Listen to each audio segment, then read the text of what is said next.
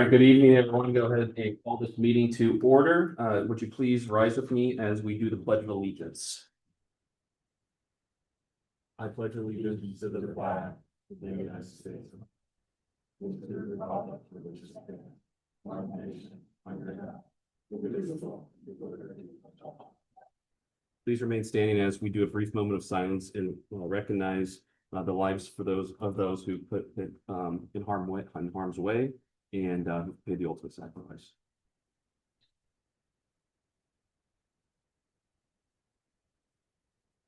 Thank you. You may have your seat. Good evening, everyone. Happy June. We're here already. Prior to tonight's board meeting, we had an executive session on personnel issues. Tonight's meeting is being recorded via Zoom, and later there will be a recording updated to the Township's YouTube channel for viewing. Right now, we are going to open up the floor for public comment for anything that's not agenda related. So we'll give a few seconds for that. If anyone has public comment, something that's not agenda related, we can go ahead and come to the mic. Okay, we're going to go ahead and move forward with emergency services report and going to bring up Chief Leahy. Actually, in 1 second too, as the chief comes up, one thing I did want to report for the chairman's report. We had a great 250 celebration on Saturday. Great weather. I want to thank Goshen, WeGo. Barbara did a great job too as a 250 commission. Obviously, Jason and Jess did a fantastic job, and just want to recognize all the great work by everyone. So, hey, good evening, everybody. So I'm actually going to report for the month of April. We're a little behind based on meeting schedules, and June's statistical report isn't available yet since we're so early. Or I'm sorry, May's report isn't available yet since we're so early in June. For the month of April, the department handled a total of 2,026 incidents. 1,082 of those were in East Goshen. Year to date, as the end of April 30th, there were 4,156 incidents in East Goshen Township. Year to date for both townships as of April 30th is 7,981 incidents. Just some of the incidents that were handled by officers in April were 15 animal complaints, 7 domestic disturbances, 2 DUI arrests, 3 drug offenses, 8 harassment incidents, 12 police alarms, 10 frauds, 26 motor vehicle crashes, 4 disturbances, 4 simple assaults, 3 of which arrests were made in those situations, 2 domestic and 1 being a neighbor dispute. 9 suspicious conditions, 4 mental health incidents, 2 warrant services, 13 well-being checks, 4 theft reports, and 21 traffic-related incidents. Our officers handled 594 proactive incidents, meaning patrol checks, business checks, school checks, and such, and 113 traffic stops in East Goshen Township. So I just want to remind everybody, about this time last year, I was reminding everybody of the Paul Miller's Law. This Paul Miller's Law, which makes it illegal to use a handheld cell phone while driving, took effect. Since last year, there's been a year-long warning period in place, but beginning June 6th of this year, just in a couple days here, police officers will have the authority to issue citations for a violation. The fine's $50 plus court costs and it's a primary traffic offense. After court costs, the fine could be upwards of $200, around $200. The bill was named after Paul Miller, a Monroe County man who was killed by a driver who was distracted on his cell phone in 2010. The prescription drug box located here in the township building is currently out of service. We apologize for any inconvenience this may cause.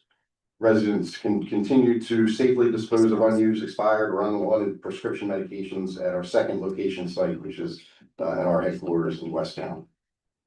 Medication drops-offs are accepted during normal business hours, Monday through Friday, 8:30 to 4:30. The police department will be hosting a Pennsylvania license plate replacement event on Saturday, July 25th from 10 a.m. to 1 p.m. here in the parking lot of the township building in East Goshen here. If your license plate's faded, damaged, or hard to read, officers will assist with completing the proper paperwork to obtain a free replacement from PennDOT. We'll have more information coming up very soon on that program through our social media platforms. And Cody touched on this, but I'm happy to report there were no police-related issues at the America 250 event this past Saturday. I, along with the other members of our department who attended and were able to be there. We're very happy to be part of the event and interact with many of the residents and visitors that came for the event. Jason Lang, his team, Barbara, all the members involved in that West Goshen and East Goshen should be very proud of themselves. It was a tremendous event, and again, we were very happy to be there and participate in it. So, and that's all I have for my report. Thank you, Chief. Any questions from the board? Any questions from the audience? Dave, just to clarify, that law, that Miller law also includes stop signs, stop. Yes, Jared, you can't operate your cell phone at all whatsoever, unless it's an emergency situation. That's basically the only exception. Even if you're stopped, you can't operate your handheld device. Points? I don't believe there is points for that, sir. I'll verify that and I'll be able to, next meeting, I'll make sure I'll let you know that. Or if you want to give me your email, I think I may have it, and then we can have you follow up. Yeah. Absolutely. Great. Go. Well, I don't know, I get stuff. Thanks, Chief. Thank you very much. As Grant gets up to the podium, I think we're 54 days away from the fair, if I saw the sign correctly. And as always, the Malvern Fire Company Good Fellowship are both available. Their packets are both available in the online. Good evening, Grant. Good evening. So I do have some numbers for April and May. For calls in East Goshen, in April, we had 27 fire calls, 188 EMS calls, and 6 fire police calls. In May, we responded to 34 fire calls, 211 EMS calls, and 10 fire police calls, all in East Goshen Township. Year to date, through May, we've responded to 406 fire calls, which is 50% higher than this time last year.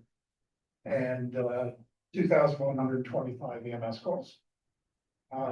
Major incidents in East Goshen in the past 2 months, we had a serious appliance fire at 902 Monte Vista Drive on April the 1st, and then we had a building fire at 3102 Valley Drive in Goshen Valley on May 22nd.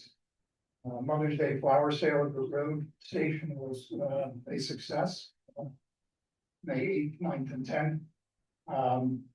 As Chief Lady stated, we were present at the America 250 event. I was there with my grandkids. It was fantastic. Thanks to the township, both townships for everything. We had no incidents as well. And as you just mentioned, we're looking forward to the fair the end of July. Thanks, Grant. Just have one quick question. Go ahead, Barbara. Do you have a question? Okay. I just had one question. The Mother's Day sale. Yes. What was the, as it pertains to the profit last year versus this year, was it about the same? Was it? So it was $100 less than last year. That was due to an increase in the price of the product. But overall, between the two sales, we were actually up about $1,000 over last year. We did very, very well at the Mother's Day at Easter. Okay. Thanks, Grant. Any other questions? Any questions from the room? Zoom room? All right, great. Have a good night. Thank you. Thank you. We have no public hearings tonight. We have a finance report. Kelly? The township remains in a strong financial position through April 2026. We collected $5,332,235 and spent $3,843,148. This means we have received $1.49 million more than we have spent so far this year. As of April 30th, the general fund balance is $7,883,743. For the 2026 budget highlights, overall, we are about $518,000 ahead of where we expected to be at this point in the year. We received $341,211 more than we originally anticipated. This is largely due to the higher collections in property transfer and earned income taxes. We also saw more activity than expected in building and reoccupancy permit fees. Overall spending is $177,262 lower than planned. This is due to lower costs for police services, less spending on engineering work, and lower than expected wages for finance, sewer, and stormwater departments. Are there any questions about the financial reports? Thanks, Kelly. Any questions from the board on this? I'd like to be able to schedule more money in the bank than we thought. Yeah. Any questions in the room? Zoom room? Good, appreciate it, Kelly, thank you. Right back to Kelly. Yep, we have no minutes tonight, so we're gonna go right back to Kelly for the treasurer's report, pay the bills. The treasurer's report covers financial activity from April 30th through May 28th, 2026. During this period, the general fund was mainly supported by real estate earned income, local services, and transfer taxes, as well as permits, alarm fees, interest income, pavilion rentals, and park and rec registrations. Our expenses during the period focused on maintaining the township operations and services. Major expenditures included our monthly WEGO contribution and the 2026 WEGO building capital contribution. We also incurred costs for auditing services, vehicle maintenance and repair, highway materials, building maintenance, tree removal, legal and engineering services, park and rec programs, events and maintenance, as well as insurance premiums and other routine operational expenses. For the capital reserve fund expenditures, this is including equipment replacements, building improvements, and engineering costs. The infrastructure sustainability fund was used to cover water sampling expenses for March and April. Are there any questions regarding the treasurer's report? Thanks, Kelly. Any questions from the board on the bills? No. Yeah. Any questions in the room? Zoom room? Okay, with that, I entertain a motion to pay the bills. Mr. Chairman, I move that we accept the receipts and approve the expenditures as presented in the expenditure register as summarized in the treasurer's report. Thank you, Barbara. I'll entertain a second. Second. Yes. Okay, with that, I will go ahead and call the motion. All in favor? Aye. Aye. The motion carries 4-0. And Larry had to abstain due to a refund check in this batch, so. They will leave you out, Larry. Okay, with that, we're gonna go ahead and move to new business. I would like to switch up the agenda a little bit. I'd like to move agenda item I, discussion of ZHB application for dimensional variance. Kelly, if you're good with that, just allow Ms. Sheffield to be able to go on her night. But with that, I think we should go ahead and move forward with agenda item I. Derek? Yep, I can introduce it briefly, Mr. Chairman. Kelly and I talked a little bit this week. So this is a dimensional variance for a request for 17 Tremont Drive. The property in question is interesting in that it is legal non-conforming, already existing. So there's certain challenges and hardships on the property itself that exist that I think make the case compelling for the ZHB. The planning commission, again, this is for variance for a deck, I believe. I should have stated that to begin with. We do have Kelly on, as you mentioned, but the planning commission was supportive of the application. It will be heard by the zoning hearing board next week. So as is our tradition, we are bringing it to the board to get input. Thanks, Derek. I'm gonna see if Larry or Ann have any comments about this. They were at the planning commission meeting originally, or this was brought up and recommended for approval. No, this, I don't. I was just gonna say that we did vote to approve it. Yeah. It seemed fairly non-controversial. As you mentioned, the property is already non-conforming. It's already narrower than it should be. And there seems to be good, very practical and safety oriented reasons to build this particular deck, even though it will add a little bit to the width of the structure. But it all seemed reasonable to make from the when we listened to the planning commission meeting. No, I concur with that. Thank you, Larry. And Derek, do you have something? No, I don't know if Kelly's on video now, so I don't know if she has anything to add. I don't. I'm just here if anybody had any questions. Thanks, Kelly.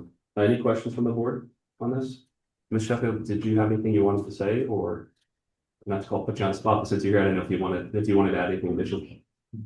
Please, yes, if you just don't mind stating your name and if you are an East Goshen resident.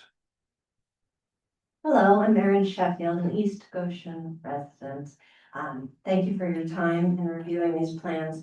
As was named, the land where my home is a non-conforming lot with a shared driveway. So the setback already encroaches, the driveway already encroaches on the setback, and there's I have some pictures that the group has seen. We have, over the last 5 years of occupying the home, have rebuilt a set of slate steps that erodes every year due to a 27% grade directly outside the side door. So this deck is really a side set of wooden steps to provide consistent access to the backyard, as well as then a wooden deck around the back to replace the existing deck that is rotted. Thank you very much. Any questions for Ms. Sheffield? With that, I would entertain a motion to support this variance. Mr. Chairman, I move that we support the dimensional variance to construct the deck, which will encroach into each required 20-foot side yard by 4 feet and 4 feet 7 inches respectively. Second. Thank you, Larry. Thank you, Ann. With that, I'm going to go ahead and open up the floor if there's any questions. Any questions from the room? I'm sorry, the Zoom room. With that, I'll go ahead and call the motion. All in favor? Aye. Motion carries 5-0. Thank you. With that, we'll go ahead and go back to our regularly scheduled programming here with PA Humanities, and I believe Jen is on the ball, but I'll go to Derek first. Yes, thank you, Mr. Chairman. I would like to thank Jen DeNafo for coming here tonight and speaking with us on the PA Heart and Soul program.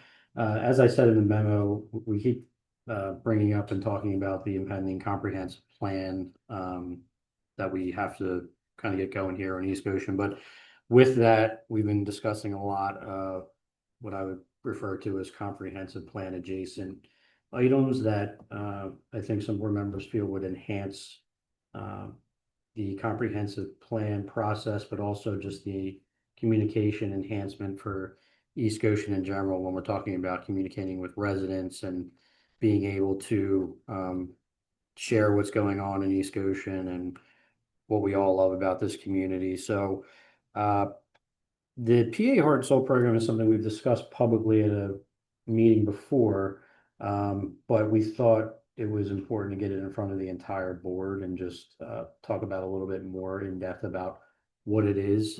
It's essentially a strategic communication plan or program for communities, and I can let Larry and Ann have also been in on this as far as kind of leading the charge here to talk about Heart and Soul on the side. So we can have them comment on it before Jen gets started, or we can have Jen. That's fine. Yeah. So Jen, can you are you good to go? I can't. Oh, There we you go. Now I'm off mute. Thank you. Yep. Hi, everybody. It's good to see you all. I'm sorry I'm coming to you from my living room. I do have a few slides, if that's okay. Can I share those? Yeah, 1 second.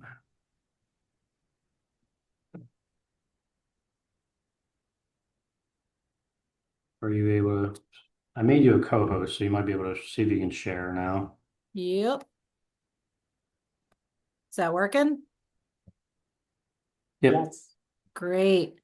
Well, good evening, everyone. My name is, like Derek said, my name is Jen Danifo. I am Senior Manager of Programs at an organization called PA Humanities. We used to be called the Pennsylvania Humanities Council. Some of you may know us. We used to work with libraries, and particularly public libraries, and I think we've definitely worked with the libraries in your area. And I am also a certified heart and soul level, what they call a level 2 certified heart and soul coach, which means I have coached communities through this process, including Upper Chichester in Delaware County. And I think that's how folks found out about this. And they finished about a little over 2 years ago. And that was a great process. So what I'm going to do is I'm going to run through a couple slides and then we'll stop for questions. I did want to thank Derek, Ann, and Larry. I've talked with them about this process as y'all are considering your comprehensive plan. Just a little bit about PA Humanities quickly, so I can orient myself here. We are positioned or located in Philadelphia, but we are a statewide organization. We are federally funded, but we also do get, we have partnerships to do programs like Community Heart and Soul, where we work with national foundations and also organizations like state organizations like the Department of Community and Economic Development and Conservation and Natural Resources. So we have some state partnerships as well. This is a little bit about us. We're not the originators of Community Heart and Soul, but we have been working with Community Heart and Soul, which is located in Vermont, and it originated about 15, 20 years ago in Vermont. But we are the only statewide partner here in Pennsylvania helping to spread Heart and Soul and get communities signed up for Heart and Soul. Just a little bit about our work. We do programs and grants. This is one of our core programs. We call it PA Heart and Soul to brand it as the Pennsylvania version of Community Heart and Soul. We do a lot of trainings and we do a lot of research and advocacy work as well. So that's just a little bit about us. So what is PA Heart and Soul? You'll hear me say PA Heart and Soul and Community Heart and Soul. Again, Community Heart and Soul refers to the actual process and the organization, the foundation that created it. And then PA Heart and Soul is the Pennsylvania brand of Community Heart and Soul. We are, like I mentioned, we have been in partnership with Community Heart and Soul out of Vermont for 10 years. And since then, we have had 18 communities go through the process or are currently going through the process. We have 4 that are about to graduate, and then 2 that are about in the middle, and then the rest of them have completed the process, and are on their way. Our funding partners for this program are, like I mentioned, we get some federal funding from the National Endowment for the Humanities. But the 2 main partners are Community Heart and Soul themselves, helps to fund this program. And then we have a funding partnership with the Department of Community and Economic Development that provides what we call matching funds. And I'll talk a little bit about the funding structure and what communities can apply for in a little bit. The closest community to y'all is Upper Chichester. I hope you guys can see this map. And really the process is for communities that are under 50,000 people. And I know East Goshen, Derek, do you offhand, how big is the area again? Geographically? Yeah, like population 18,000. Yeah. Okay. So then you got great. So you guys are squarely in that. In fact, 50,000 is kind of the threshold. We would say under 30,000. And even closer to 10 makes this a little bit easier. And that'll be clear in a minute why it makes this process a little easier. So you guys are right in the sweet spot there. So a little bit about the process itself. Again, it originated in Vermont. I don't know if any of you have heard of the Vermont Country Store, but the gentleman, there are catalogs and you can order everything from clothing to candles to food. The gentleman who started that, his family, Lyman Orton, he was a selectman in Vermont, and they just kept having trouble getting on the same page about what they needed and wanted for their community. And he used some of the money from the Vermont Country Store. He's a rich man, let's say that. And he started the foundation. Back then it was called the Orton Family Foundation. And he created this process called Community Heart and Soul because he thought there had to be a better way for people in the community to kind of have a say in what happens in their community. It is a national model. So you see, including us, there are communities all across the country. And this is even growing. Some of those states that are grayed out have actually come online recently. So it really is spreading. So this is not only a statewide, thing with PA Heart and Soul, but also connected to a national effort. There's over 100 communities nationally, and there are 4 phases that we talk about. I'll talk about those in a second. It takes about 2 to 2.5 years to do this process. And really, like Derek said earlier, it is a foundation for community planning. It's really a community strategic plan that's led and led and really about what the community wants. A lot of times when we do these plans, we ask a professional to come in and they do a couple surveys, right? And then they say, this is what we think your community needs. This is really flipping that on its head. This is asking, there's no experts except for the folks that live in the community. You would have a coach, of course, that would lead you through the process, but there's no one here telling you exactly what you should be doing. The community is informing what should be done. And that makes this really grassroots and kind of ground up. It kind of flips the whole idea of community planning on its head. And it can be really, really lovely. How it happens is that there are three principles that we kind of talk about when we're talking about heart and soul. So we focus on what matters most. And that means that instead of starting with questions like, what do we need to improve or what is wrong with our community, we ask, what do we love about our community and what do we want to see continue or what do we want to see strengthened in our community? So the idea isn't necessarily to be Pollyanna-ish about it, but it is starting from a place of assets as opposed to getting people off on the wrong foot by complaining about what is not working, which I know you all know that is, and God love our residents. They need space to talk about that, but sometimes that can be a non-starter, and this really asks that people focus on what matters to them. So what do you care about? What do you love? What do you want to see happen in your community? We talk about involving everyone. We work with the team to look at the demographics of the community in a couple different ways, not only the number of people who live and work and play in the community, but how those people interact with one another. So you have families, you have seniors, you have veterans, you have young people, right? Young adults, you have high schoolers. You have gamers, you have people that play sports, you have the artists, so we look at people in different groupings in order to get them involved and think about ways to get them involved that may not be just asking them to come to a meeting and stand at a microphone and tell you what they care about, right? We think about creative ways to get people involved. And then finally, we play the long game. This is supposed to be something that helps communities really think about how to change the culture of resident involvement. Really, this is building the muscle to keep residents involved and keep them center to the community and really leading the charge in a lot of ways. So those are the three principles. And then, sorry, this is probably blocking. You probably can't see. So let me see if I can move that.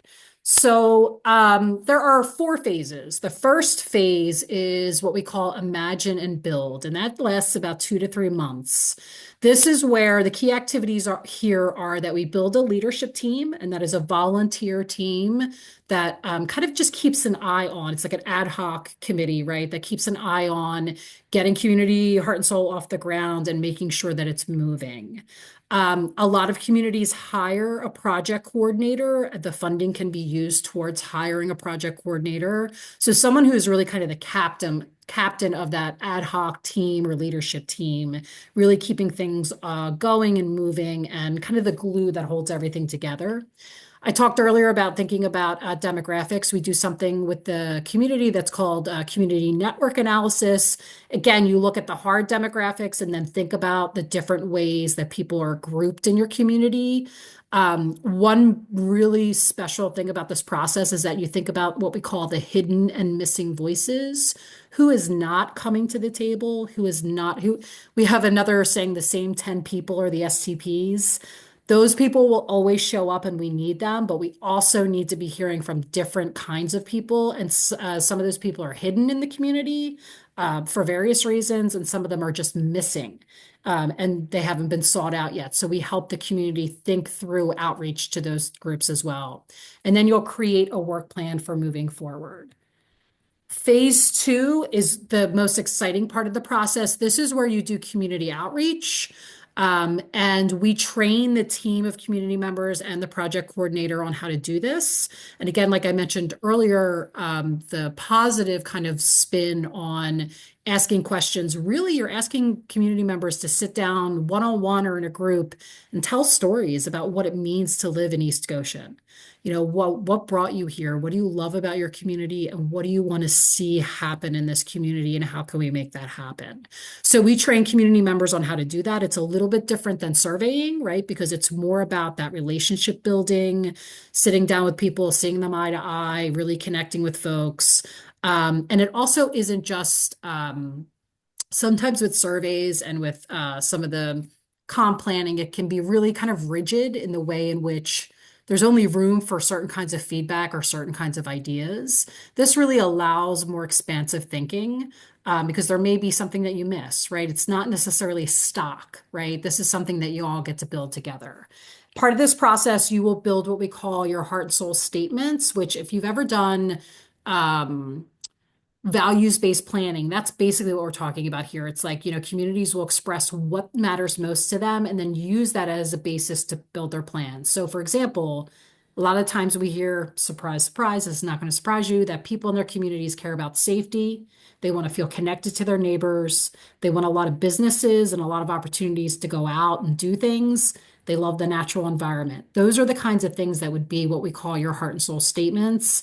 And that would be kind of your underpinning for thinking about, well, if we care about those things, what are we doing to really see those things come to life in our community? And can we be doing more of some of this? Phase 3 is looking at the ideas that are given by the community, you know, asking for the community to give ideas, you know, so for example, if people really care about safety, they might have some ideas around safety, or there's already efforts happening around safety, talking about like the feasibility and prioritizing those things in our community. Again, this brings the community into that prioritization and feasibility of making things happen in your community. A lot of communities have what we call a planning summit and that's a picture here of Meadville, which is in Northwest PA, not far from Erie. They brought community members together. You probably can't see the picture, but one of their values was education. And they knew that they cared about that from phase 2. And then at this table are teachers. I think there's even a student here that's writing and a couple other people who talked about what do we do in our community to really see that education is the focus. And they came up with ideas and then prioritized those ideas, and that made it into their action plan. The big thing that'll come out of this, like Derek said, this can feed into your comprehensive plan, but it's not meant to be a comprehensive plan. I just want to make that clear. What happens is that you create your own unique community plan. And this is a little less technical than a comprehensive plan, but it can also undergird what you're doing with your comp plan. Because again, comp plan will focus on very specific things that are kind of outlined by the state, like things that you have to do as part of that, right? But this is kind of your what's the word I'm looking for? This is your backup, right? This is the feedback that you got from the community to back up whatever that comp plan is. And when you go to write for grants, you guys know that that's gold, right? If DCED or other funders are seeing that you did your due diligence of engaging the community in really kind of unique and authentic ways to get them to, you know, be a part of the comprehensive planning process, that can really go a long way. And that's why DCED is one of our partners, because they really see this as authentic community engagement and unique community engagement. Last phase is that you're taking action and embedding. This is really one of those phases that kind of never ends. As you guys know, the work of a community never ends.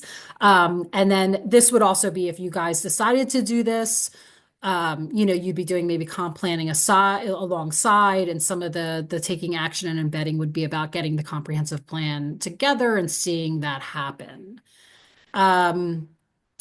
I'll skip these in the interest of time, but I do just want to mention that some of the things that we've seen in terms of communities that have done this process is that We've seen some new leaders and volunteers emerge. In a lot of our communities, there's starting to be a volunteer or a leader gap as community members, leave communities, or like the next generation isn't necessarily stepping up, or it's not clear who the next group of leaders in a community is going to be. This has been a great process to identify some folks that you may not be on your radar. We've had people go for county commissioner, they've run for office as a part of the school board, just getting more involved in their community, which is really lovely.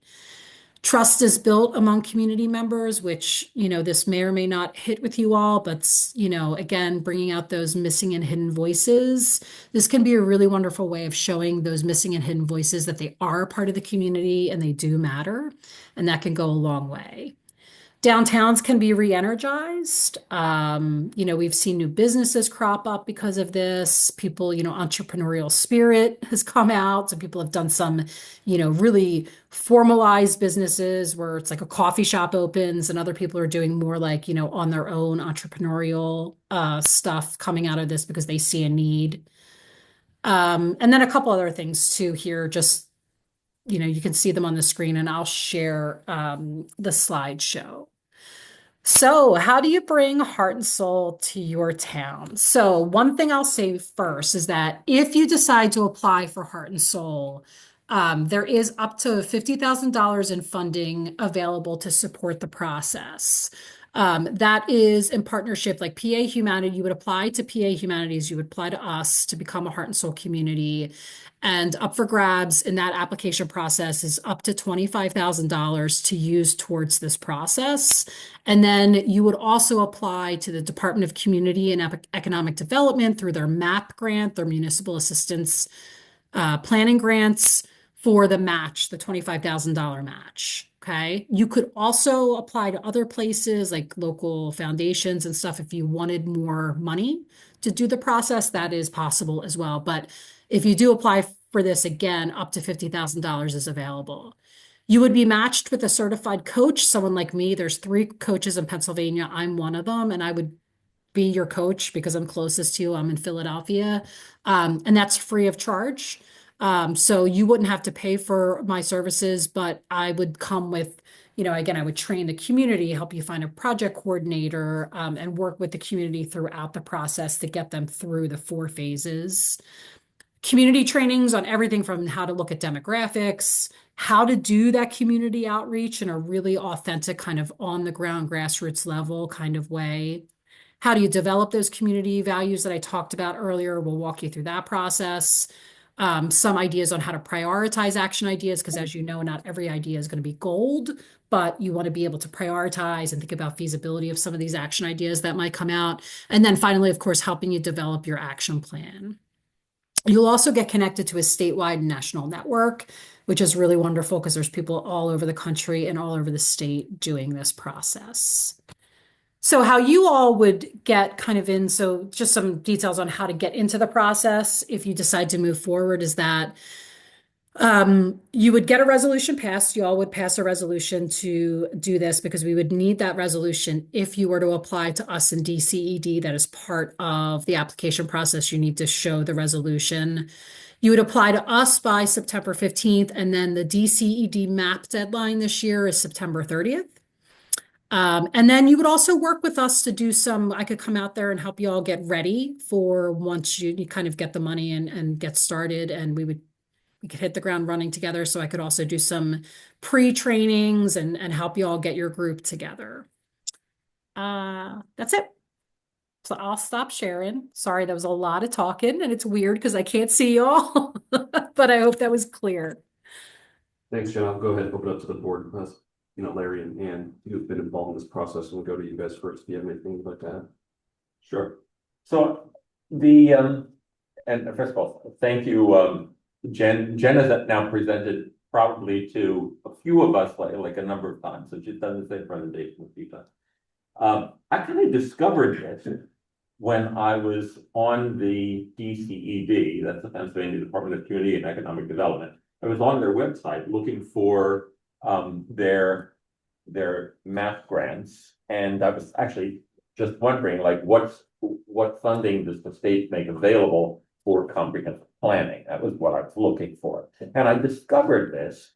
And at first I thought, well, it's not really what we're looking for. And on the other hand, I was intrigued by it. I was intrigued by it for a number of reasons. First of all is, one of the things we've heard about our previous comprehensive plan was that it was kind of like consultant created and imposed on the community, but that it really wasn't the result of a whole lot of input, resident input from the community itself. And the whole idea of a good comprehensive plan is supposed to be something that reflects the real aspirations, goals, the preferences of the people who actually live here. Like, what do we want out of our community? So what I like about the Heart and Soul program, first of all, it's highly structured. It's coached, so there are people that do this with a number of communities. They've now done it, of course, with lots of communities in Pennsylvania, and it's designed to engage a lot of people in the community. And it's primarily engagement goal to talk about the community, what they like about the community, what they want more of. It is designed kind of as a parallel structure to comprehensive planning, as a way of getting as much community input as possible into the strategic process. So those are the things I like about it. I have a few hesitations. I don't know if they're controlling hesitations. I think the timing is problematical because Heart and Soul is a relatively lengthy process. It's, I think, as Jen pointed out, it's almost like a 2-year process. Once again, it's highly structured to get as many people as possible to get together and start talking about the community and then to come up with strategic objectives. However, we would definitely have to do this parallel with genuine comprehensive planning as well. That would involve a consultant. So however we do this, we would want to have this community engagement element that they get as much input from the community as possible, as well as a more structured comprehensive plan that ultimately comes up with an actionable document. So the timing thing might be problematical, but not that we couldn't work through it. I don't know if anybody has seen that West Whiteland Township has recently come out with their own new comprehensive plan. It's actually a relatively nice document. And what I was surprised that at the very front, like it completely opens with their top priority was transportation. And I just thought that just surprised me that the very most important thing that they came up with was transportation is our number one. And not, it's West Whiteland Township, it's Exton, so I guess to a certain extent that makes sense. I just thought how different that would be from if we were to ask our people, what's the most important thing that you most value and you think is most important and that we should work on in the township? So I just throw that out there. As I said, I like the fact that Heart and Soul is a highly structured and guided process for community engagement, and I think it would involve, as Jen pointed out, it involves, you end up getting a lot more people in the community to come together and start talking, and it to a certain extent builds a lot more leadership potential, I think, among the residents as a whole, maybe for political engagement. And also, I'll just point out also that there are videos available on YouTube, etc., of communities in Pennsylvania that have gone through this process, and they seem to love it. So that's very positive. I will say that there are lots of communities in Pennsylvania. Pennsylvania is pretty big and pretty diverse. There are lots of smaller towns that have been hollowed out industrial towns where they're relatively impoverished towns, and they're towns that perhaps they may have a town center. They identify with a particular town center, but they don't have a lot of resources. And a lot of what they're looking for is more development to come in. We're a very different type of community. We don't have a town center. I think it's probably hard to get people in East Goshen to say, oh yes, I completely identify with East Goshen, because there isn't much of a town center. And we're certainly not looking in East Goshen for a whole lot of new development. So we may be different from some of the other communities in Pennsylvania that have benefited from this, but I thought it was definitely worth exploring as something that would be adjacent to the process of doing comprehensive planning, which we definitely need to do.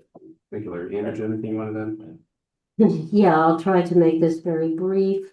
The fact that this is, I believe, an answer to putting what do you start on first?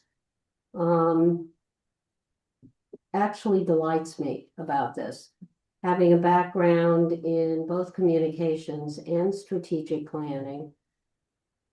Very frankly, I think you start with communications. That it's really, really important to find out what's going on in the community and what does the community think.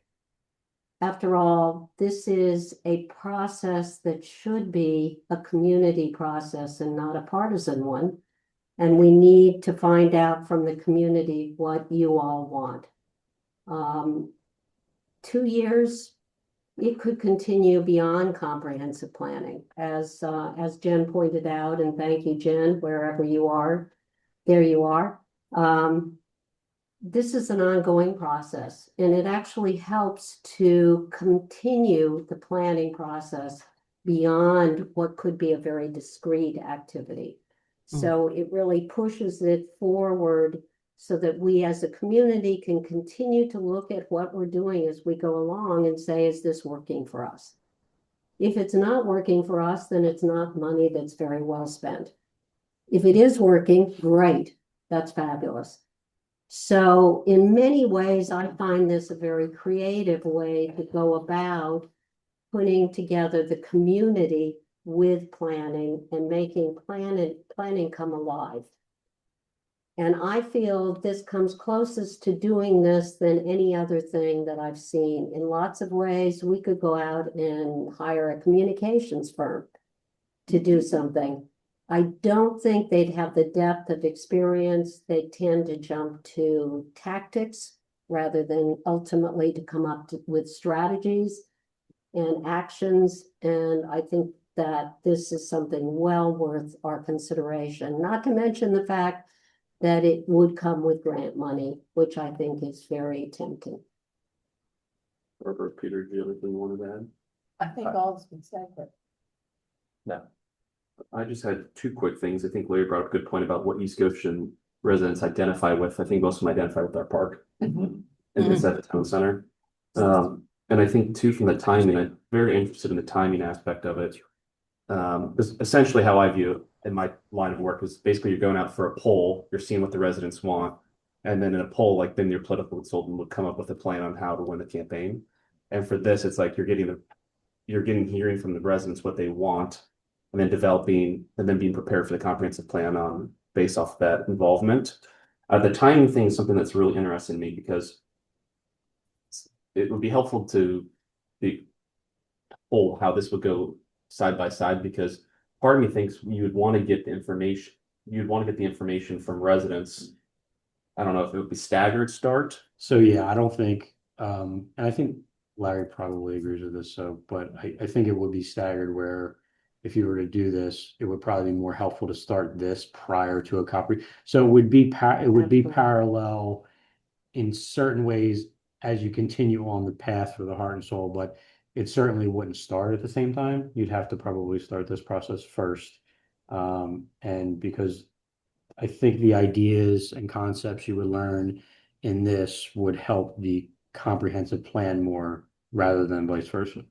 Yes, But then I agree with that. But then it would trim the amount of time and what the RFP would look like for the comprehensive plan, because we're not asking the consultant to come in and get feedback. They basically just start on the plan based off what board and community feedback is. That correct? I think probably what would happen is, yes, they would start with that. They might do their own. They wouldn't duplicate this. And that's one of the things we'd have to be in control of. But I think that what they would do is it would be a good way for them to then test some of the planning that they're coming up. I was just trying to. Yeah, can I say Please. Can I say too that Cameron County, so it's very different. Cameron County is very different than y'all. There's more deer than people in that county, but they use this. Basically, what they did is they were doing this before the comprehensive plan. So they did a tri-county. So it was like Elk County, Cameron, and McKean. I think they're three little small counties in Northwest PA. And they basically gave the data from this to the comprehensive planner, who or the consultant that they hired to do the comprehensive plan, and he was bowled over. I mean, you guys know this. They can't do this level of engagement because they just don't, it's going to cost too much, right? It's already cost too much anyway to bring in. Sometimes these consultants cost a lot of money, right? And they can't necessarily get the depth. But what Cameron County did was they gave the data. And again, the data is disaggregated from who said it. So residents don't necessarily have to worry about being like there's privacy and all that stuff, but they get like this is what people said they cared about. And he, like Ann said, it helped him. There were certain goals that they had in comp plan that they had to do no matter what. But natural environment was very important to them because of where they are and all that data. He was able to create surveys that were a little bit more kind of on point to get even more data and kind of line it up with the comp plan. And he just kept saying, I can't believe how much data and good raw data you got from this process. So there you go. Just to add another piece, it really is, we've talked about really elevating communications in the township. And we've talked about more newsletters, doing more of that type of activity.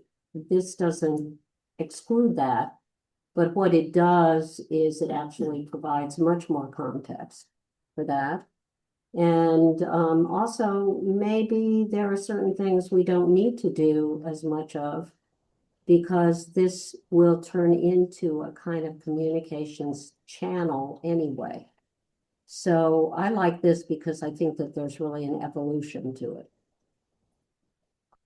Thanks.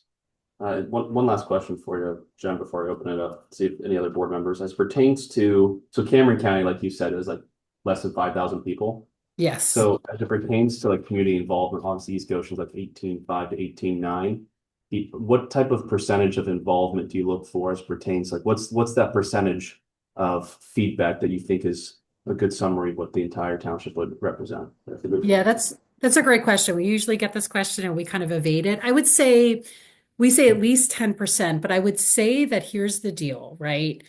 We also work with y'all to make sure that that 10% isn't just the same person answering over and over again. And I think you guys know what I mean, right? That we also work with y'all to make sure that you are getting information back from different pockets of individuals. That's part of what we're guiding you on. So we will work with you at the beginning to say, what's your goal?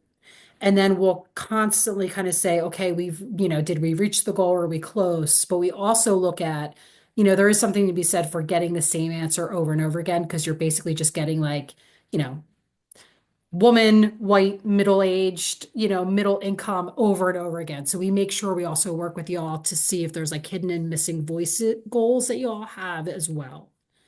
So I know that's not a straight answer, but we work together to figure out what your goals would be for that. How would you feel?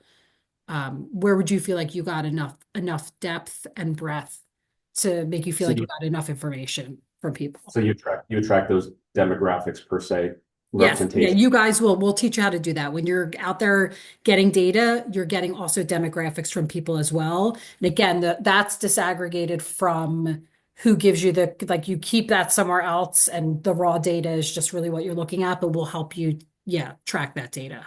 So when we're aggregating the data of these individuals, that's roughly 1,800 representing the entire township.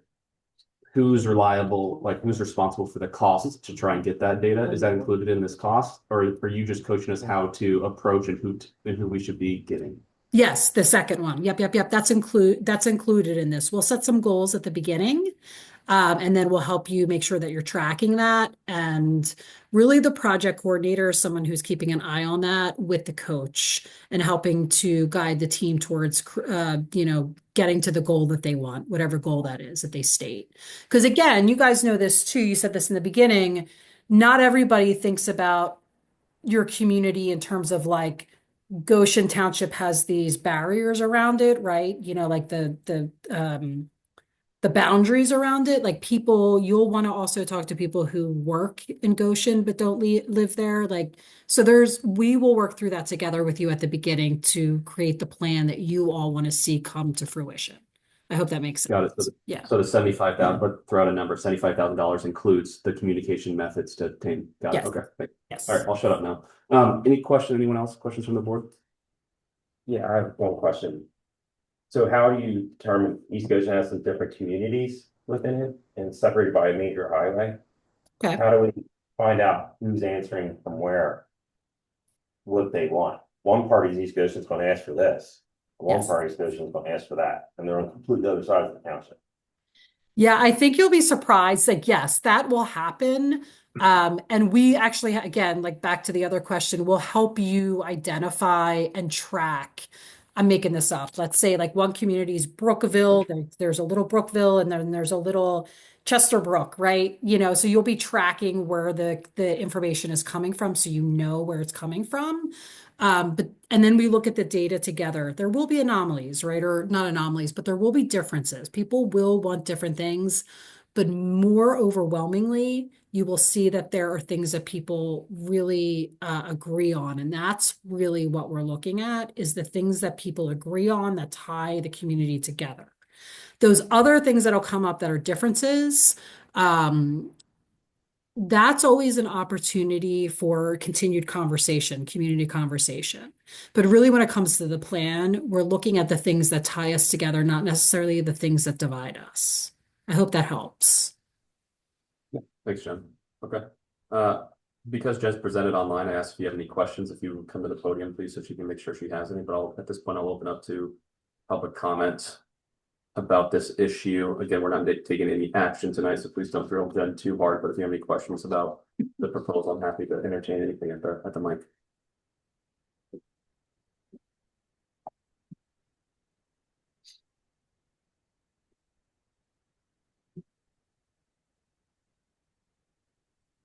Frank. Hello? What's Frank, East Coast resident. I wasn't prepared to talk about this part of the conversation I just heard. But I made a comment about the previous comprehensive plan and how they hired a consultant to do everything. People did react to that. 300 people showed up at this room to go against it, and the board that took over from that January, they listened to the residents. And they didn't proceed with the plan that the consultant wanted to do. The other thing I want to talk about is, you mentioned that there's grant money for this. How much money have you seen? So what's her name? Jen? How much money townships had to pay into this plan? And what is the success rate of this plan across the state of Pennsylvania? Sorry, Russ, when you before, sorry, Jen, I'll let you answer this. When you mean success rate, do you mind expanding upon what you mean by success rate? Obviously, not everybody buys into this plan, or people that do buy into it, it didn't get processed because it didn't meet expectations. You should have some kind of data on that. Because it's not 100% in that you're playing.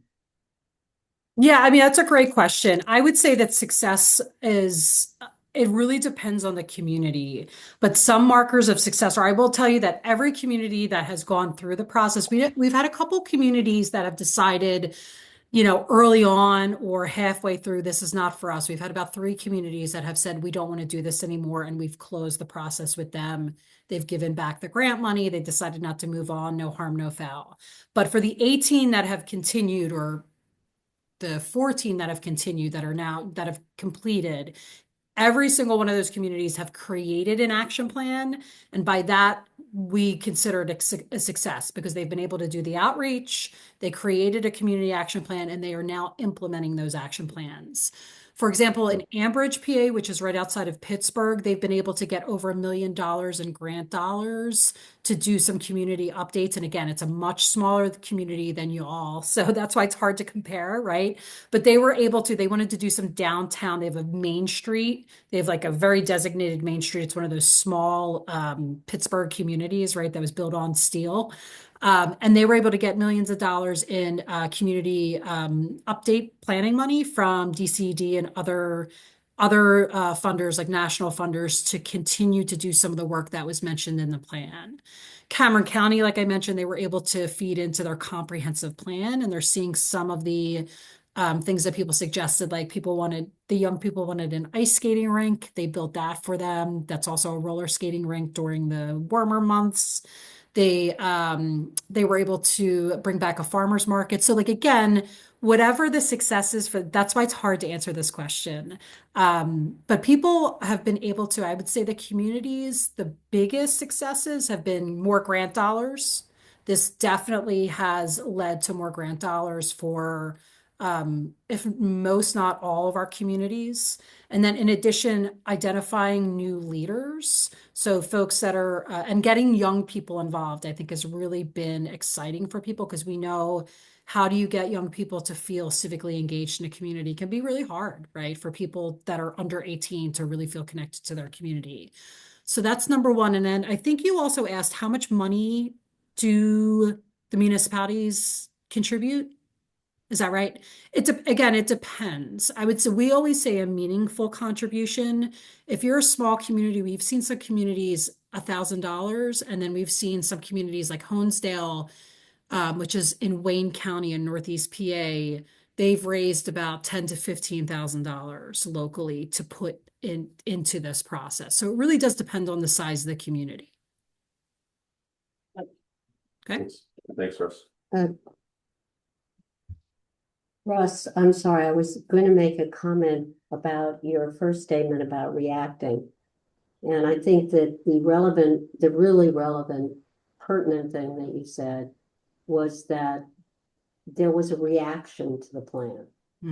What we're trying to do is not have a reaction to the plan, but rather have community input before there is a plan, so that people can feel that it's their plan, not ours. Frankly, I don't want to vote on a plan that the majority of this township doesn't want. I don't care if it's not what I want. That's not why I'm on this board. So this is a way not to have people reacting, but being proactive in being involved. Yeah, the 300 people that showed up in reaction to a plan, it's just the wrong way around. We want 300 people or more to show up before the plan, so that the plan actually reflects their preferences. That's the goal. Thank you. Any other questions in the room? And then we'll go to the Zoom room once the chair is in. Jerry Ruffinack, East Goshen resident. Unfortunately, I'm an old guy and I depend on pens, and it died on me, so all my notes are gone. I will give you two newest board members, for at least doing something different. I'm not on board with this plan in any way, shape, or form. I think it's a deferment of your duties. And Larry mentioned that, they made a plan before it was put upon us. And then we went back and we said, but then 300 people showed up and they didn't do it. So that's not necessarily true, but correct. The point being is, you have to be involved as the board and do the job. What you're doing is looking for someone outside to teach you how to do it and spend money doing that. I don't see that as a benefit. Okay, that's why you're here. That's why you were hired. That's why you're elected to do the job. You're looking for someone else to do it, or teach you to do it, and then you're going to recruit other people in the township to do it. That's my one point. The other point is 10% of the 18,000 people in this township is really low bar. Really, really low bar. You're going to get 1,800 people out of our favorite community over here to say the same thing, and that's going to get tried to be pushed on us. And they're getting 300 people who go just crazy on that. I'm probably one of the longest standing residents in this township or in this room, at least, at 45 years and plus. Okay, there's a couple of you that grew up here and all that, but I'm probably one of the longer residents who bought in and stayed. And I've kept 5.5 acres pristine. I could have built on it. I don't want that. I want I don't want no sidewalks. This knucklehead who preceded you guys, who put the walkway in that rarely gets used and spent millions of dollars on it, forced that down to us. So we're looking for something to keep the place similar to why we came here. We're not looking to build where I grew up in Drexel Hill, sidewalks, streetlights, condos. Larry mentioned West Whiteland. That's an abomination. What they did over there is ridiculous. And the reason they're looking for transportation is because they overbuilt everything else. Just like we're doing at Palin Pike. We're reducing the speed limits because we got too much traffic. Well, that's not planning. That's reaction. The guys are in the job to plan. Don't look for someone else to do it for them. Thank you, Gary. May I comment? Please. Yeah. First of all, I really appreciate your comments. Because I too have lived here a very, very long time, raised my children, went to Easton Puget.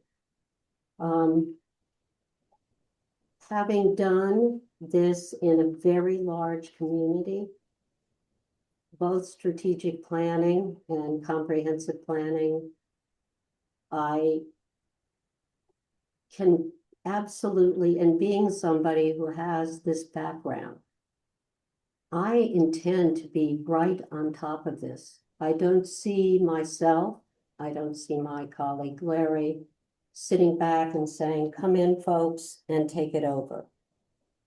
That is not, I agree, that is not our job. That isn't what I did in my own community where I did this. Sorry, what's happening? I did this actually at the University of Pennsylvania, where we did a campus plan that was extraordinarily complex. We did involve the whole community. We did listen to them. They did not. You know, the fact is that not everyone will be happy. And it is our job ultimately to vote on one. And I want to make certain that we're getting as much input from the entire community as we possibly can get. That's a hard thing to do. 10 to 15% response, to example, to direct mail is a huge amount in the communications world. Yeah.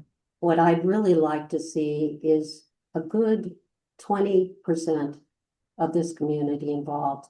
That will be a lot more than we currently have. Just that person you're looking at, telling you their numbers, 10%. I understand. For 10 years and only got 15 communities. I understand, and I'm saying it's a tall order, but we'll have to get out there too. I don't explanation why you think it's good. I really don't. I heard it. And move on.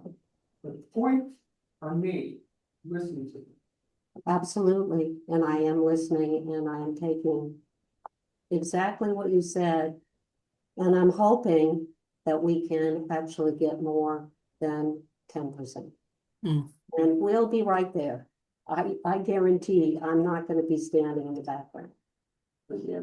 Any other comments? So we talked a little while ago about social media program with that one person. I forget the name of the company.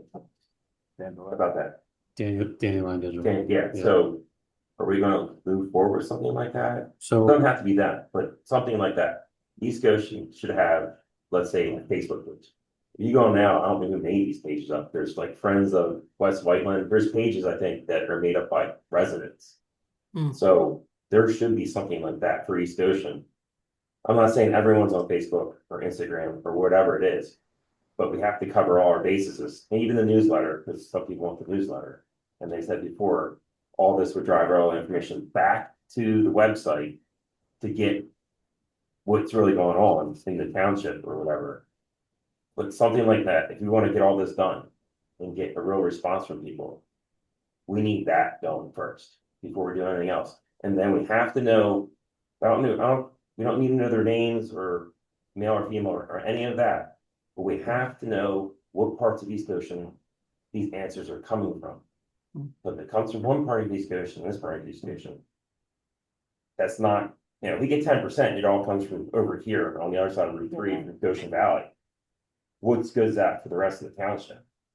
They're two different, there are people in townhomes and stuff and apartments that might not live here for more than a couple of years and they're out. They have no ties to the township because they're in an apartment. A lot of people live in apartments for a very long time. I know that now, but in most cases, they're not here for a very long time. So I've seen tons of people come from this township in my lifetime. So we need to make sure that we're getting the right answer, and we need to work on the social media, public engagement, whatever you want to call it. And then we also need to decide 10% is not enough of an answer to move forward on anything. So we need to decide what is enough of an answer to move forward on something, on any of this. Like, that's all. Thanks, Peter. You're right. I saw you might too much, Jensen, that. No, Yeah, and one last thing that I will say about the outreach. I don't know who just spoke, but that was I really appreciate that. I will say too that part of this is also getting out into the community. So while Facebook, the newsletter, like social media presence will be part of what you could do with Heart and Soul, the idea is also to piggyback on events that are happening. I heard at the beginning the report about the Mother's Day activities, and also mentioned something about the Easter eggs, the Easter, events, and the 250th. Those are also opportunities for the Heart and Soul team to get out into the community and meet people where they are. And that's what that's more of the gold that you're going to get than people posting on Facebook. So having said that, I did just want to mention that you're absolutely right that we will have to think about the different groupings of people, where they live and who they are. That's the beauty of this. And then the second part of that is not just waiting for people to come to you, but going to them and capitalizing on some of these events that are happening in the community and being out there with people and talking to them about what matters to them. So I just wanted to mention that too. We want to restart a committee. We have all the other ones. The pipeline task force, but we have a task force for this, started by our own residents or whoever in the township. That's I would say that what I like about this is that it's structured and it's by people who have experience in getting the kind of engagement and the kind of data that we want. I would say that if we were to create a committee like our existing committee, I mean, it's hard to get people to volunteer. It's hard to sometimes get, a quorum of 5 people to show up at some of these meetings. So I like the idea of Heart and Soul having a structured way of getting involvement and going out. We're also talking about a few different things here, just to be clear. So Yes. the Dandelion digital presentation, which we gave, still talking to her, I was sort of trying to look at comparable companies in order, because we were looking at them in a vacuum a lot. Yep. So when you're talking about not only price, but business model wise as well, is there something else that works better price wise and business model wise? So I hope to have a better update at the July meeting, but specifically to that, that's kind of where we are on that. So there's some other ones we can look at. Yeah. That's what I'm currently. Good. Yeah. Good. Yeah. Thank you. I'll allow Jerry to go ahead and make his final comment, and then I'm going to go ahead to the next agenda item, unless there's going to be a lineup here. Real quick, they're not doing it. Understand that, okay? They're giving you a model to work with. By that, use her plan from Penn. Why do you have to bring a group in to teach you how to do this and give you a plan and teach you how to use the plan? Seems a little remedial, and we should be way beyond. Thanks, Jerry. Thank you. I don't see a line at the podium, so with that, I'm gonna go ahead and I don't have anything on Zoom. Anyone have anything else on Zoom? With that, Jen, appreciate your time. Thank you. Thank you, Jen. Thank you. Thank you very much. Good luck. Talk to y'all soon. Okay. Bye. So as it pertains to next steps, just specific to this issue, Derek, thoughts on, I guess this is just an evolving conversation as we continue along the comprehensive plan. Good. Yeah, I can have it on the next agenda for conversation purposes, not for a presentation, so. Yeah, as of right now, no action. Just like our other comprehensive plan and stuff. Good. All right, Mary's up. We are going to discuss ESAC pilot composting program discussion. I hope this is off the backs of that fantastic composting thing that Larry, myself, and my wife and Melissa all attended, a bunch of other residents had the other month. This, my name is Mary Kruger, East Goshen resident, representing the ESAC. And we had, been interested in looking at composting, seeing if other people were interested in composting. And we put a survey in the March newsletter. We got 76 responses, which is huge. I mean, most of the other surveys don't get anywhere near that. A lot of interest. Asked them questions about what they, what do they currently do with their food scraps? And you can see that, currently they say that each home, person was 1,100 pounds of food waste per year estimate. And so how do you dispose of that? The answers from the survey were kind of split between trash, garbage disposal. We have some composters. So I just wanted to point out that trash is something that we pay for it to be disposed of, and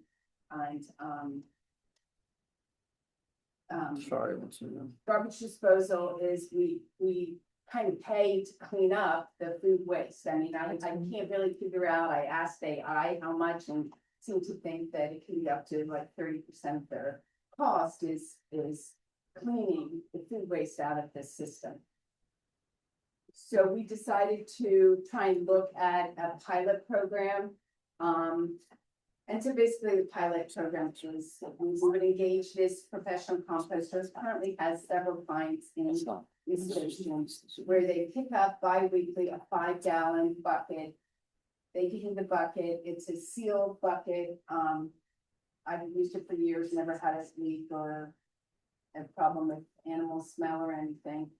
And they would come every 2 weeks and pick it up from your house, dump it into their truck and go on.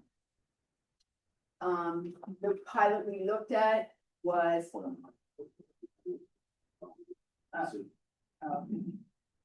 sorry, I'm short. Stand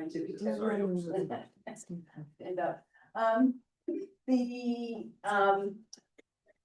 So we would engage this composter. It's $20 a month. That's kind of their discounted rate because we recognize that if they pick up 50 homes in East Goshen, they're kind of saving a lot of money. So they're actually giving us a good rate. What we're proposing is that $20 would be split between the homeowner and East Goshen Township. Our survey showed that the residents were interested, and we said, are you interested if you have to pay, between $5 and $10 and 40 to 50% of the survey said, yes, we would be interested. We saw it as you have some skin in the game. So the reason we're proposing this pilot is just to see, like, are you really interested or do you think you're interested? Like, would you, over the period of 5 months, are you going to continue to do this? I mean, it's a little bit of work. It's a lot easier to dump it in the trash. It's a lot easier to shove it down the garbage disposal. You have to take it out to the bucket and put it in the bucket. So we would kind of purpose of the pilot would be to collect data on residents' commitment, how much waste it is. The hauler would kind of estimate, about what they pick up. So that we're not asking at this meeting to do it. We're just kind of planting the seed to say we're thinking about this. There's a lot of reasons why composting is something we should be looking at. I mean, the landfill is filling up. Methane gas from the food waste is an issue. the sludge in the pipes is an issue. You know, here's a way, it's kind of it's where we've gotta go, and everybody knows that, it's a matter of, you know, are we gonna get there? Chester County Planning and Chester County Solid Waste Authority are both looking at, where can they go as a county to help with this? We know this pilot is not long-term sustainable. We're not envisioning expanding this to the whole township or expanding it past, because the money is not sustainable. But we just wanted to measure interest and see if we should then, once the pilot's done, or, you know, depending on how it goes, you know, what long-term solutions can we have? You know, can we have a drop-off site? Can we, you know, I spent last Friday at Lynn Villa, and, you know, 10 miles away, we've got a huge composting facility. Maybe there's some way we can work with them. There's lots of options long-term, but first we want to see, you know, are these residents really, really interested? So that's the point of the pilot that we'd like to bring to the next meeting and ask for what amounts to $2,500, 50 homes. We would put it out, first 50 to sign up. And it would be $10 a month for 5 months, with the understanding that the people are paying, you know, the same thing. So the township would pay $10, the homeowner would pay $10. You know, I just was trying to introduce the idea and see where you stood. Thanks, Mayor. I'm gonna go ahead and open up the board to any comments or questions about this. Oh, I'm sorry, you're still in presentation, I'm sorry. No, that's kind of, you know, and these were backup charts, just if you added. You know, what it really comes down to is it's really hard to look at this and say we're not cost neutral. We're never gonna be. What we're gonna pay to compost is not going to cost the same as what we pay for it to go to the landfill. It's at this point, but the point is that we start to move towards that, and maybe as we expand, it would become more cost effective. So just to clarify, you're asking the township to contribute $2,500 to this pilot program that would last 5 months. And it would be for 50 volunteer households, people who would be paying into this. Yes. And it would last until the end of this year. The whole goal is to collect data on essentially the interest of residents of this township for a composting program. Because there's always a danger that it may sound good, people will start it, you know, and then they may get tired of it, or people may realize this is something I want to do on an ongoing basis.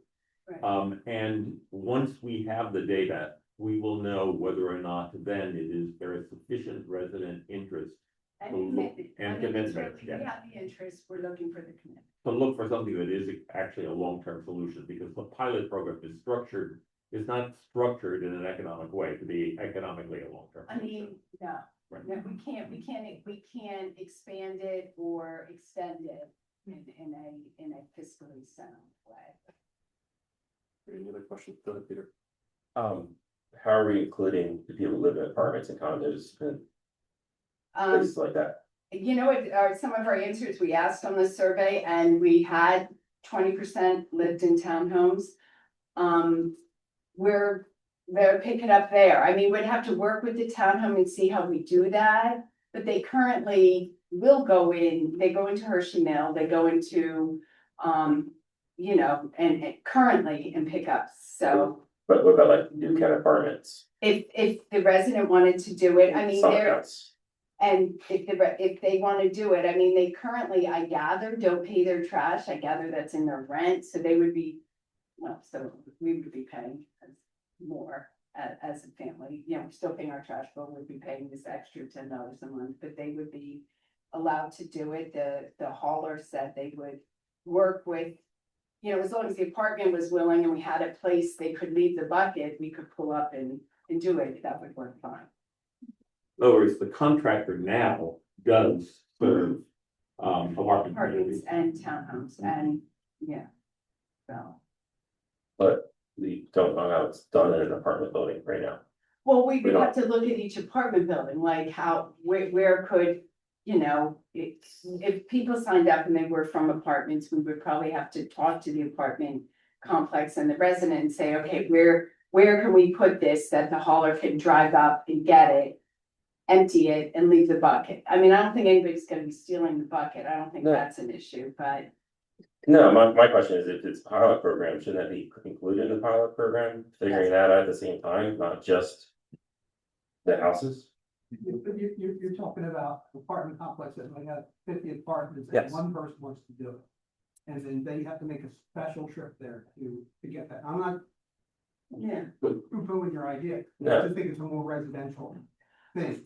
Well, yeah, but I guess then determine, is it gonna be a residential thing, or is it gonna be a Well, we're common gonna, thing, or house? I think this pilot, we were thinking goes out to the township, any resident. No matter where you live, and we would try. Now, there might be some apartments where there's nowhere we can leave it. You know, the apartment complex might be like, no, you're not gonna leave that bucket of food, 2-week-old food scraps in front of my front door. I mean, we would try to make anybody who wanted to participate able to do it. Can we guarantee? No, we haven't gone to every, apartment and looked and seen, is there a safe, place to leave this where the hauler could get it and, it's not, the apartment is fine with that there. I think the best strategy is to just see, if the board went forward with this at some point, see who the top 50 people are, respond, and then look at the addresses and respond to unique situations based on the addresses of those 50 Right. individual places. Yeah, we plan to introduce it in the first 50, and then you're right, we'll get their addresses and see. And, hopefully anyone who wants to participate. Because if Joe Schmo lived in New Kent right now, he or she could be doing this on their own already. Right. Okay. You have to ask for fall, if they'll go there. They said they would, we That's did a it. special pickup. Well, but it's in East Goshen, I mean, they're. But they're not taking a trash truck there, they're not taking a recycling truck there, they're taking the compost. Right, and It's a that's, special pickup.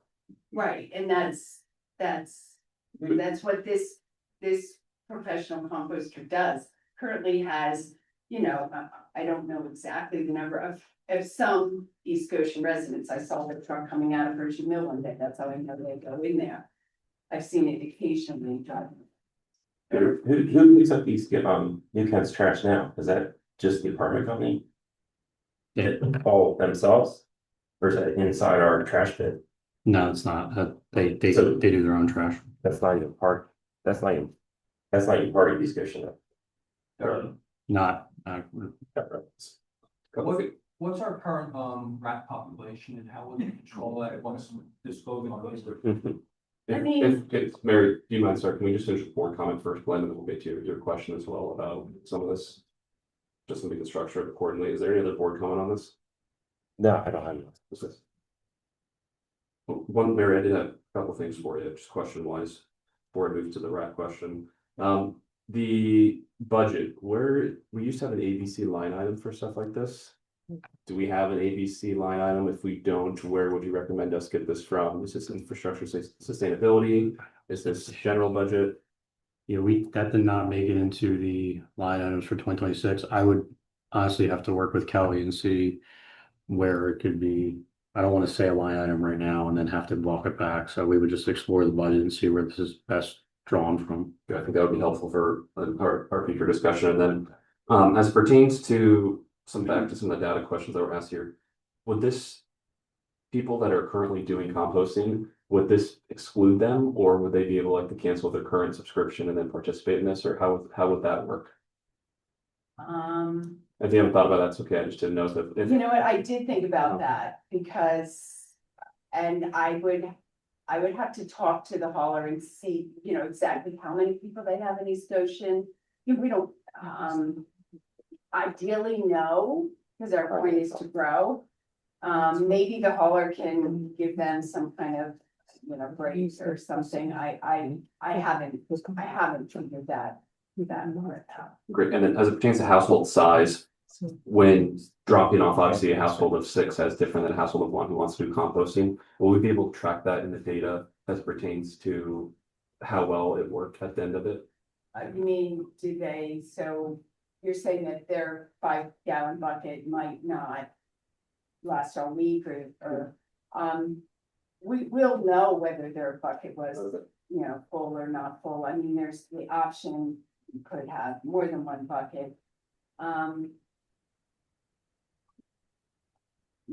don't know, I find mine kind of, But in regards to how many people are in your household, the household two will probably much, okay.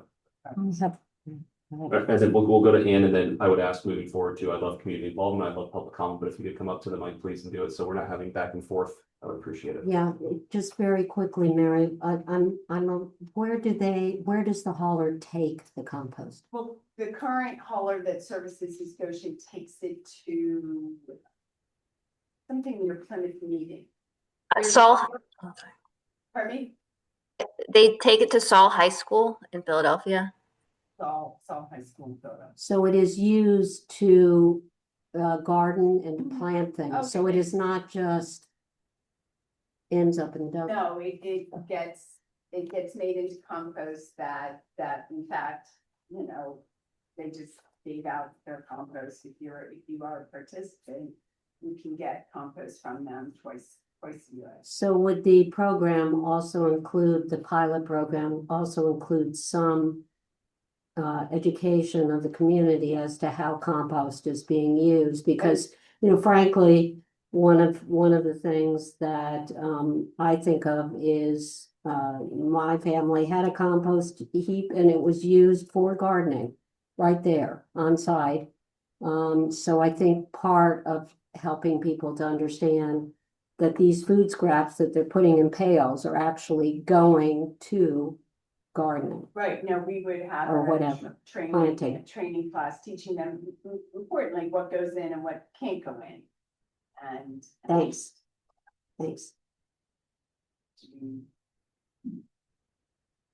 Glenn, do you have a question you wanted to ask? You don't mind saying your name, your East Goshen resident, please? Thanks, Mary. Glenn Smith, East Goshen resident. I've been here a few of these meetings. Great idea. Practicality, should you even entertain it? It's our money? No. Who's gonna use it? How long is it gonna last? Rats, bugs. What's next? You gonna tell us to stop using our toilets so we have to put buckets outside? Because it's gonna clog up the pipes? What's next? We're gonna get no more gas blowers like Lower Merion has here? I mean, town should be run like a business, not a charity here. If you want to take your compost, drive it yourself, spend your own gas money. Why are my tax dollars gonna go towards that? I've only been here like 3 or 4 meetings, and some of the stuff you guys talk about is just insane, and I see he's ready to explode, his head's ready to blow off. I'm not gonna explode, But you know what I mean, this gentleman here, God bless you, been here for a long time, that's great, I've been here 18 years, but some of the stuff you guys talk about, this thing with this planning, you guys aren't smart enough to do it yourselves. I mean, all it is a liberal agenda coming into our community. That's all it is. They infiltrate the schools, now they're gonna infiltrate the boards in the township. The only people who are gonna come out to these things and give your opinions are the people who are the radicals. Because the people who are normal, people go to work every day, people are on food stamps, they're not gonna come out here and give their opinions. It's people who want something for free. So that's just my opinion. Thank you for your comments. Any other comments? I can address the bad issue that there really isn't a bug or rodent or we're not collecting, we're not doing. If you wanna do it, do it yourself. How should you not do it? We got a lot of problems.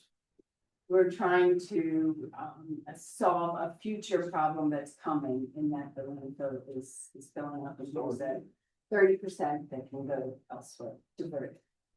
Thank you, Mary. Any other questions in the room before I go to the Zoom room? Any questions or comments from the Zoom room? I just wanted to add a comment.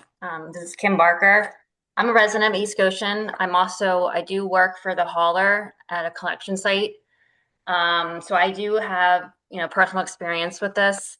I think it's a good idea. I think it could be mutually beneficial for the township and also for those residents who do want to reduce their environmental impact. I think there are some people, as per the survey, who are interested in this. So there is a need in the community. And I do want to say that they would get, I think you guys mentioned it, but I wanted to make sure you knew they do get compost in the fall. They would get finished compost in the fall as part of this pilot program. Overall, I think it's a good initiative. Thank you. Thank you, Kimberly. Any other comments in the Zoom room?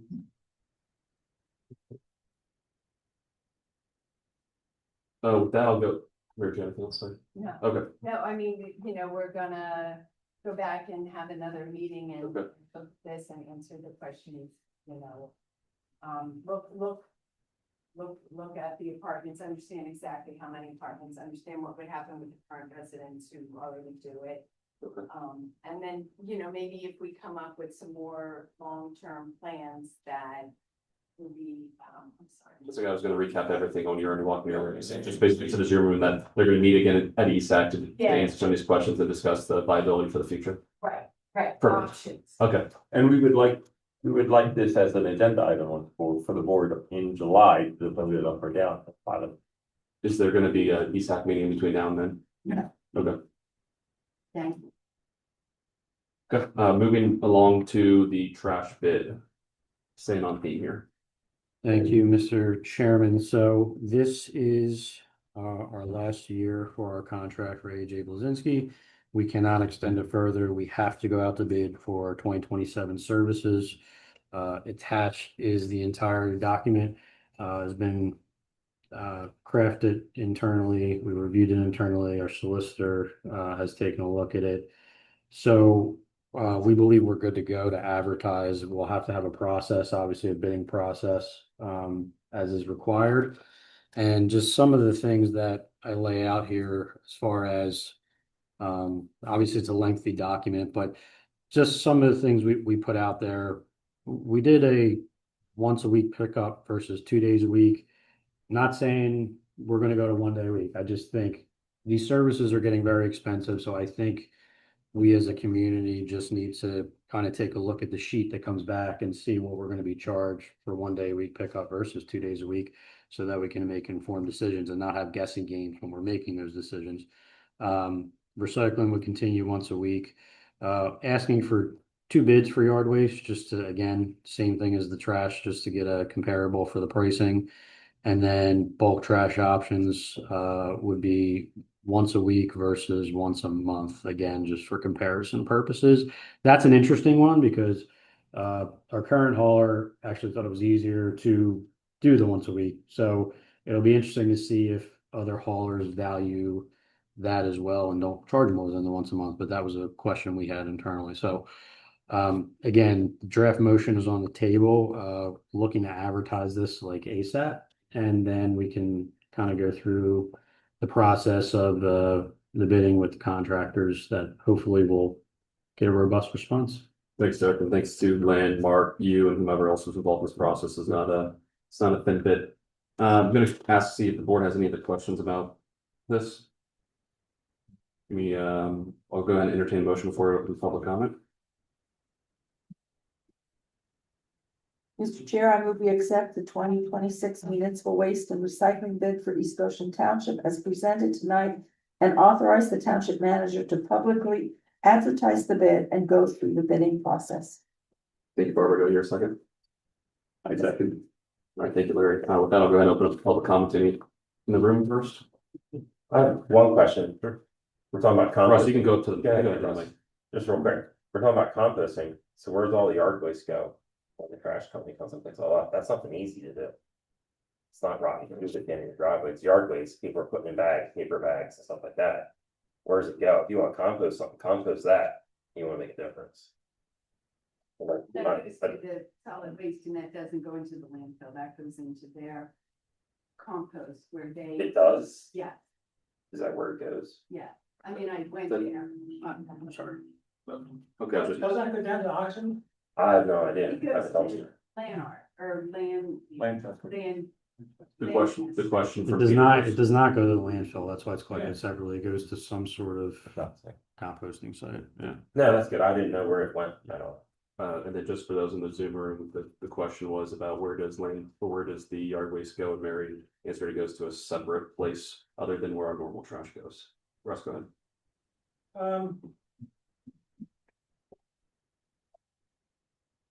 I'm looking at the proposal that you're drafting, and it seems like it's leaning towards one thing only. So let me go through my little speech and then you guys can comment on it. Hershey Mills, while it functions as a single macro community, is internally divided into 25 villages composing over 1,700 homes and standalone township homes. Why is this important? Because our board has 5 members for the whole township. And 3 of those members live in Hershey Mills. Went on for me. Residents of Hershey Mills retirement community make up approximately 16.3% of the total population of East Goshen. And the board is 60%. This relates to discussion on called included services for Hershey Mills, which is bundled service that covers standard household trash pickup, typically twice a week, bi-weekly recycling, and a scheduled seasonal yard waste or bulk items collection. Again, I'm asking the members of the board, this is not a fair statement I just said. Is it correct? Russ, for clarification, and I'm not sure if you're stating that, but I want to make it clear that Hershey's Mill has their own trash. And so it's not included in this. I understand that, but it is part of this process because of the 3 members that are paying, that are on the board, that are going to vote on which way to go. We also pay taxes for the service for the township. Just to be clear, though, this was an administrative initiative to include the twice a week. It was not a directive of the Board of Supervisors. I just want to be clear. I expect to get hammered on this contract. In other words, the price of these services have gone up tremendously over the last 5 years. So I think as a community, we need to sit here and see the price differences. I have no problem with that, Derek. The problem is, you have 3 members that sit in Hershey Mills that are going to make the decisions on this. They have a set plan that they are used to and accustomed to on their trash pickup. And I just think it's unfair that we have 3 members on the board that are gonna make a major vote on this. Russ, I don't have trash pickup. Only Cody's the only one on the board. I knew you did. I knew you So did. but Cody's the only one that gets his trash Yeah. picked up. And I knew that you did, and I knew that you're the only one. And your wife takes it to the curb. Only when I'm gone. Again, I wanted to bring out that Okay. there is a little disqualification, I believe, that Hershey Mills, with the residents that are on the board are voting on this, and I was wondering if the solicitor agrees with my interpretation or not. And I just want to honestly. The board want me to address the issue? I don't think that there's anything related to it other than that where particular supervisors live in the township makes no difference as to how they vote. And certainly if you are paying for your own trash service, then you're contributing to the betterment of the rest of the residents of the township. Because they're getting tax money. They don't pay for to augment the trash pickup that. You don't pay your trash bill, do you? Hershey Mills doesn't pay your trash bill to us. Yes, oh, yes. Yeah, you pay it to your home, not to East Goshen. We also pay taxes. We pay taxes. But we pay taxes which cover the township's trash. Pay taxes on the real estate. That helps to cover And that. that doesn't help cover the trash, but that's a separate bill with the sewer, right? Aren't we funding, the way you bill us quarterly, is that funding those 2 operations, the sewer and the trash? Correct. It's an enterprise fund, so it's not touched for anything else. So yes, you're correct in that regard. That's the only point I want to make. Any other comments from the board or in the room? Or the Zoom room? I think I agree, it's gonna come back. I'm very scared of what the number's gonna come back as, but I think as pertains to anticipating it's gonna be high and making sure that I know we mentioned it in our newsletter, making sure that we have a pretty good communications plan to our residents about to limit the amount of shop that. Well, I think this is one of those things where we'll have to go out for, like we did with, taxes or other things on this high level, we'll have to do a, township-wide mailer. All right, so I have a first and a second, no other public comment. And with that, I'll go ahead and call the motion. All in favor? Aye. Aye. Motion carries 5-0. I'd like to get a couple of other these things we get out of the way. That probably won't limit much discussion here, so I'm gonna table, or I'm not gonna table, I'm just gonna move the solar feasibility study discussion to a little bit back. I'd like to move forward with the line painting bid, which is the next thing in the packet there. Thank you, Mr. Chairman. So again, this is something we do every single year, in conjunction with other municipalities. You can see the memo, coming from West Goshen of all the municipalities that participate. Purchasing power, we get the lowest possible price with that. There is an explanation too on why the low bid did not get it this year, and they did not bid on a bunch of different parts of the bid, so that was a disqualifier. So that's basically it. We do a certain amount of miles of roads every year for the line painting, and it's been working well, doing it with the other townships, and we asked for a motion to go ahead with the process. Entertain a motion to approve the line painting bid. I so move. Thank you, Larry. Your second. Thank you, Barbara. Any comments in the room? Zoom room? Okay, go ahead and call the motion. All in favor? Aye. With that, I'm going to continue with something that we have to do every year as pertains to disposal of township records. Derek? Yes, thank you, Mr. Chairman. This is another housekeeping item. So the Pennsylvania Historical Museum Commission has a set of guidelines on how to dispose properly of township records. So we follow that sort of to a T on the amount of years. I mean, you can go online, anybody can go online and see specific records and how long we have to keep them. So these are following the PHMC, and there's a list of records to be shred and the resolution to go along with that. Thanks, Derek. I entertain a motion. Can I ask you a question first? I assume that this stuff is all saved electronically. Yeah, a lot of it is for the dates that we're talking about. A lot of it is saved electronically as well nowadays. So the carbon copies, so to speak, are the ones that are getting shredded. Thanks, Larry. Mr. Chair, I move pass resolution 2026-8 authorizing disposal of East Goshen Township records in accordance with Pennsylvania Historical Museum Division guidelines. Thank you, Larry. Did I hear a second? Second. Thank you, Ann. Any comments or questions in the boardroom? In the Zoom room? With that, I'll go ahead and call the motion. All in favor? Aye. Motion carries 5-0. Moving on to the second page of the agenda, we have the resolution of the watershed restoration and protection grant application. Derek.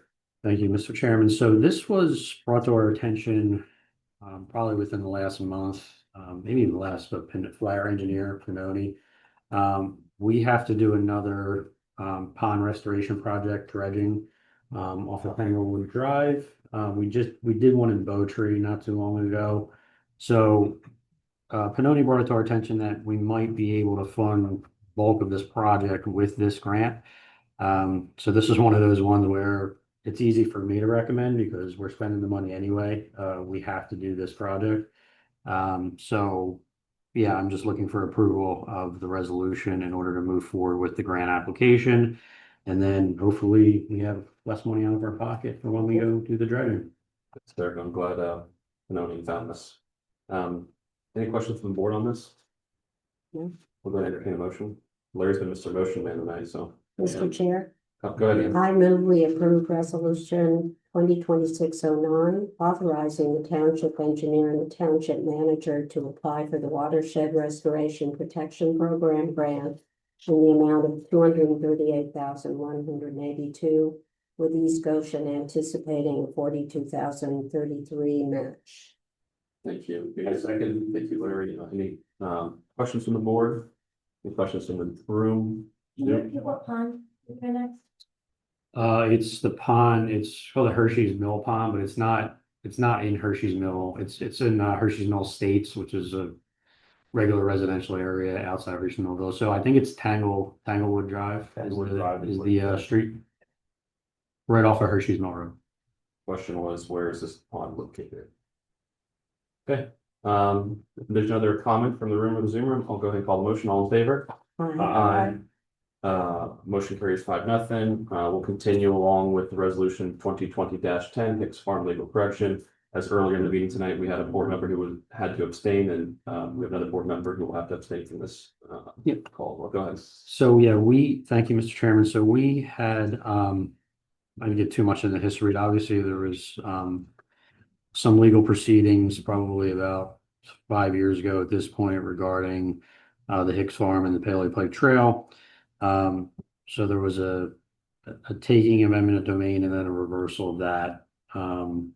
There was, and Mark, our solicitor, Mark Thompson is here. He can jump in with some of the specifics if needed. But essentially, there was paperwork that were filed incorrectly during those processes that we've been talking about and trying to get the correct paperwork filed so that it's perfectly neat and in order at the recorder's office. So I don't know if you have anything to add, Mark, from a technical standpoint. Two different properties that were the subject of eminent domain proceedings. And some of the relinquishment documents that were pages that were from one property that should have been filed with the other, and pages that were missing. So it was fairly minor, but the owners of the property asked that this be done correctly. So we're just cleaning up those issues. And this was about 5 years ago that this took place. Thanks, Mark. Crossing our T's and dotting our I's. Any questions from the board about this? Questions from the room about this? Zoom room? With that, I'll go ahead and call the motion. All in favor? Aye. Motion carries 4-0. With that, we will go back to agenda item D. That would be good. But sorry, it's been a long day. Came from Atlanta this morning. I would entertain a motion before we. Thank you, Jess. Mr. Chairman, I so move. Thank you. Do you hear a second? Second. Thank you. And we're going to call the motion again. Thank you. All in favor? Aye. Aye. Motion carries 4-0. Thank you, Justin. All right, now we will move to agenda item B, ESAC solar feasibility study discussion. Thank you, Mr. Chairman. I'm just gonna say, I don't know what's going on with the TV tonight. That's something up, but. So I'll just share this. So we talked about this last meeting, and the board authorized a $200 fee in order to go forward with a feasibility study on the PA Solar Center to see what we could possibly garner and payback if we were able to have the facility here and the roof specifically be outfitted with the solar panel. So this is really the result of that process. And I apologize, it was not in the packet. There was some timing where we just got this pretty late on our end. So I will post this to somewhere on the website. I'll try to do it in the front page news section. I'll have Ashley do it just so it's up front and center. But this is essentially the result of that. And I can tell you, just to save the suspense, the results were not what we were hoping it would be in terms of the payback. So Larry was on that call, so I can let him jump in as well. But I'll try to pull up some of the numbers so we can just get right into it. I know it's been a long night. Try to make this fast. Yeah. So, I mean, this was a project of ESAC's to explore the feasibility of solar to save us some people costs, essentially. And so PA Solar is a nonprofit that actually does this kind of analysis, and they did a pretty good job. The results, I think we all kind of felt were underwhelming. It's not that there aren't savings; there are savings. They could probably save us about initially about $9,000 a year in our PICO costs. That ends up being about 28% of our current electric cost. And what that came up with is, first of all, that there's a federal grant, they call it investment tax credit, but of course we don't pay federal taxes, so it's really just a federal grant. There's a federal grant that's possible, except that it's completely unrealistic for us because the whole program kind of expires. Like you have to begin work of some kind by July 4th, I think, this year. That is out. So I think a certain amount of the analysis that PA Solar did was contingent on this grant, which is just unlikely. So, but there are other scenarios. Given the other scenarios, the payback, there is a break-even point. So there's real savings, and there is a break-even point. It's just that the real savings so far, given the one roof that we're looking at, is only about 28% of our PICO costs, and the break-even is I think based on the initial analysis, the break-even is I think in year 15, which seems like awfully far out. So I think we decided that we liked. Now we see structurally how they've done this financial analysis for this, but I think we can go back and look at, you know, the township is other real estate. There may be other possibilities to put solar panels elsewhere. We don't have to try to hurry up and try to apply for this grant because the grant it's unrealistic. But I think that if we did additional homework, and this is an ESAC project, but if ESAC did additional homework with Public Works and with the township, we could probably find other areas in the township or other parts of real estate where we might add additional solar panels that would pay back much more of our electrical costs and have probably better financials with a sooner break-even point. So that's where we are. So I think what Larry's referring to is there can be solar arrays for this specific complex within 2 miles of it and still be able to service this complex. So again, as he said, I guess that would be something for ESAC looked into of what sort of ground the township owns within 2 miles of the complex, and would it be a good site for Just basically be the municipal court, right? I think there's some little pockets here and there. I know what you're saying. Yeah. Not like the park, like huge amounts, but there might be if we get a map and overlay it with just township owned property, there is some hidden areas here and there. But that would not be on structures, existing structures. Oh no. This we're talking about ground systems at that point. Yeah. So it would have to avoid like heavily wooded areas, obviously, and things of that nature. So we're not saying we have an answer on it right now, but Larry, has ESAC seen these results? Yeah. What are their thoughts? I think we all kind of had the same reaction, which is disappointed because it wasn't the break even and the payback that we wanted. I mean, it's a very conservative model. Yeah. What you produce, you know, is they're very conservative, they're low. What Pico would charge you, they're not, you know, we know it's going up, but they're not taking it up like it's probably going to be. It's a very, very conservative cost. So but still, it's, you know, it wasn't, we had thought it would happen much earlier. And we had thought that this grant, it had to be done by 2027. And we didn't, you know, this having to have purchased pieces by July 4th. Yeah. Doesn't make. But Mary brings up a good long-term point in that, again, 28% of what they said we would offset was not a wow number. But given the possible skyrocketing of that utility going forward at some point, the question still remains, is it worth looking into based on being able to hedge our bets against the rising cost of electricity going forward? So that'll have to be a tough sell. Yeah, that'll have to be a question for. So I mean, like basically it's gonna save, like, as I said, $9,000 a year initially, and of course that's going to go up. That seems like that's a real savings. It's just that, you know, there's an initial capital investment that's needed, and you want an appropriate payback. Yeah. What is the initial capital investment? So on here, I'll go to that slide. $200,000. It's upfront cost without tax credit, 183. With 182. And then, sorry, sir, do you mind coming to the mic? I know Harry's been up plenty of times tonight, so. Oh, We haven't had had a chance to hear from you, so. Just have one quick comment. Sure. If your name and if you're resident. East Goshen Township, Thank you. also on East End. And one thing I thought it was interesting was they also said that we're actually paying a really good price to Pico right now. So the comparison isn't as good as it would be. That's really helpful data. yeah. Well, it's a bummer and a good thing, I guess. Yeah.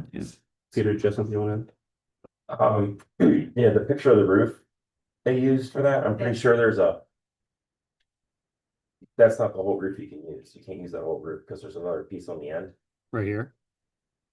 Yeah, the far end towards the bottom, Yeah, the wash bay. the wash bay. So you Yeah. lose that whole part too. Yeah, that's not, this picture doesn't portray solar panels on there. Oh, okay. Yeah. All right. Although they Looked like they do have a rooftop array number 2 that has it like this, but that would be, to your point, that would be more, you'd have to do more enhancements to that roof in order to make it work.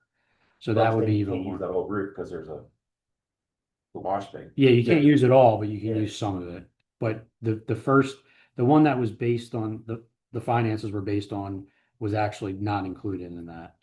So you could see this right here. There's no solar panels on option number 1, which is what we were mainly looking at. But they're showing solar panels at the end. where the wash bay is. No, it looks like, and that's one big block. That's just No, the to the roof right there. right here. Isn't there something on top of the roof right there?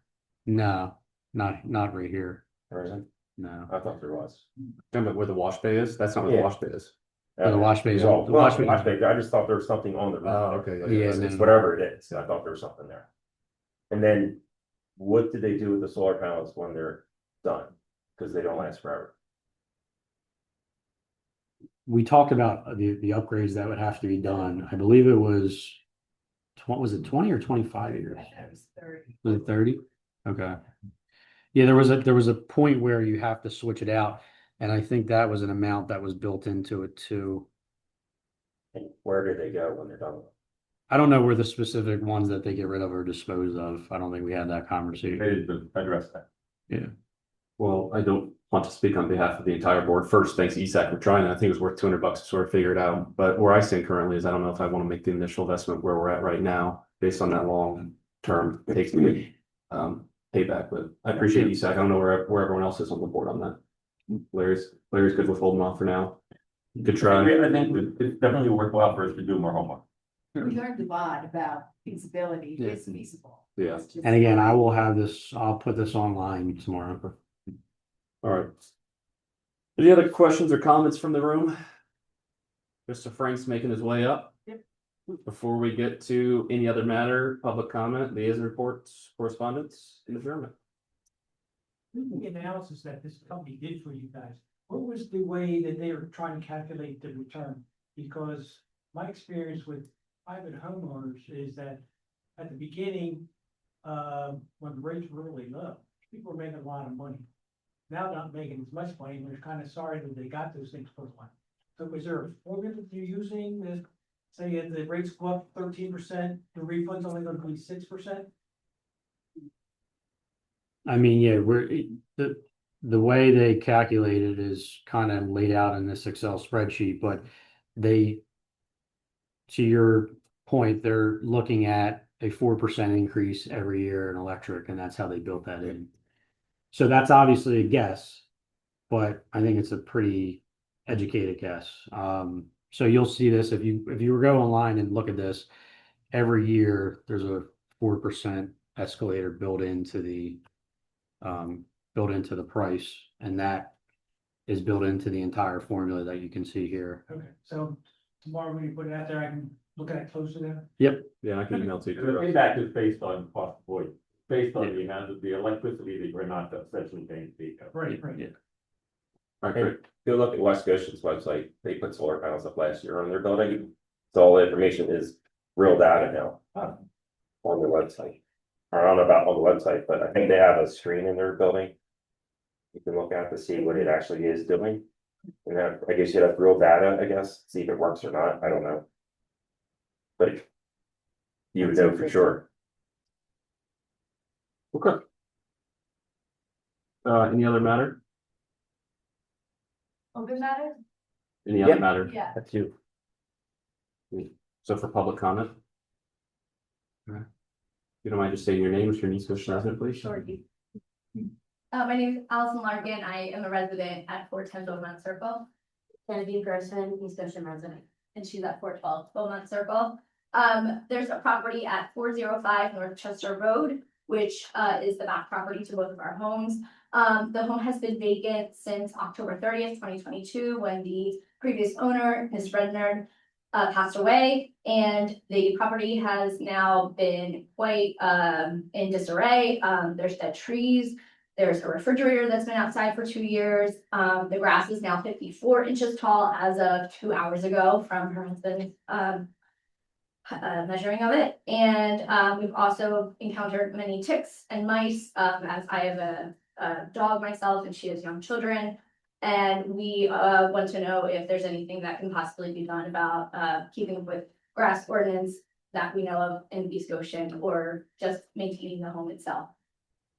So, go ahead. Well, I was just gonna say thanks for your comment, and I'm sorry to sit through everything just to say that, but I've got a couple emails for similar things about that. And I think Derek's gonna talk about the codes and what we've been doing for other properties that have been similar experiences, similar things. Yeah, so this was my any other matter tonight, not specific to that property, but just in general with property maintenance.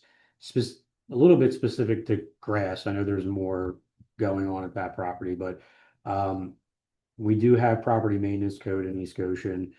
The problem is a lot of times it's fine. We send out a notice of violation, they get it cleaned up. Where you have bank-owned properties or something where you're dealing with like estate issues like this property, it could be a little bit of a paperwork game. So we'll send out a notice of violation, then we'll send out another one, then we send out a third one, and then we finally take them to court, and that court process takes whatever. Meanwhile, the grass is still growing, right? So, and we're not allowed on the property to just do it ourselves unless, and this is kind of where I was going with this. I used to be the assistant township manager at another adjacent municipality. We were able to put in a program where if we weren't getting responses, the township would contract with a landscaper to cut the property, trim anything that needed to be trimmed. And at that point, we would lien the property for the amount that we paid the contractor. It's just cleaner to keep a third party. If anybody's wondering why not get Public Works to do it, because then you can get an invoice, you can then lien. So I was actually going to see if the board was okay with me working with Kelly. I know Kelly actually did something similar in her previous township. So myself, Kelly, and Mark, I was going to have Mark in it to kind of work through a process where we can put that together in order to preempt. I mean, there need to be things worked out, like going on a private property and the process we use to lien the property. My issue specifically with the vegetation, it does create some issues with rodents and other things that it's just kind of a disgusting situation. So I will say for that specific property, we did send out a notice of violation, and we did get the certification mail signature back pretty quickly, which was encouraging. So we'll see what happens. But again, these properties are sitting there as we're going back and forth with this paperwork. So I just want to put something in place that's a little bit more action than just having to go through these legal processes. Out of curiosity, the program that you're talking about, would that require an ordinance? It would require us pass something. I forget when we did it, if it was a resolution or ordinance. I have to look into that with Mark. But it definitely has to be voted on at a board level in order to make it happen. So thank you, Derek. So I think there's two things here. So first off, as it pertains to the property that they're talking about, Kelly has already sent out a notice recently. Yeah, we sent out a notice of violation. I mean, I don't know the exact date. It's been within the last probably week or so. But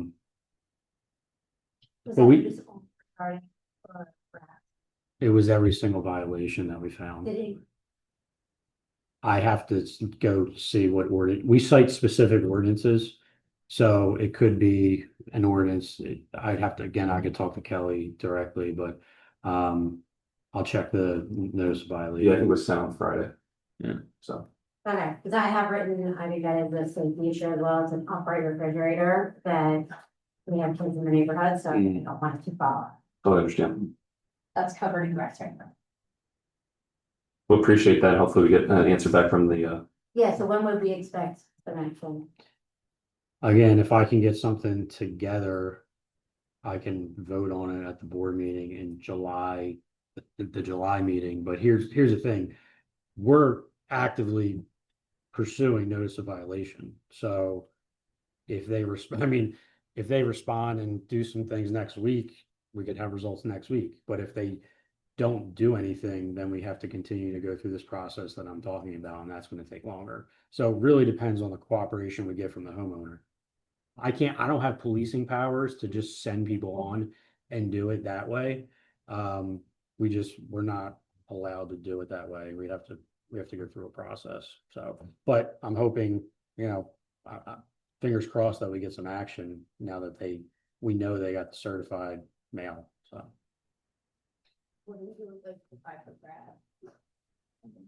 but yeah, I guess, yeah, unfortunately, we just have to wait, yeah. Yeah.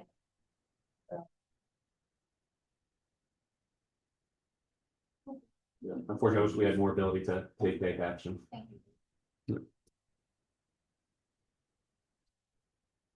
Any other public comment? So hopefully then July board meeting, we can have that on the agenda. Yeah, I'd like to If vote everyone, on. if everyone else on the board's cool with that. Yeah. So, Yes. no other public comment in here, so I'm gonna go ahead and move to liaison reports if anyone has anything. I see Larry contemplating the button.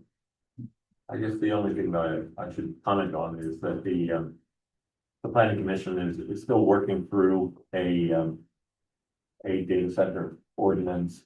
Hopefully, there will be something for us to address, in the next month. Great, thank you. Okay, we go ahead to correspondence respond reports of interest, which I don't believe we have. So with that, I'm going to entertain a motion to adjourn. So moved. Thank you. Second. Thanks. Thank you, Larry. All in favor? Aye. Motion carries 5-0. Thanks, everyone.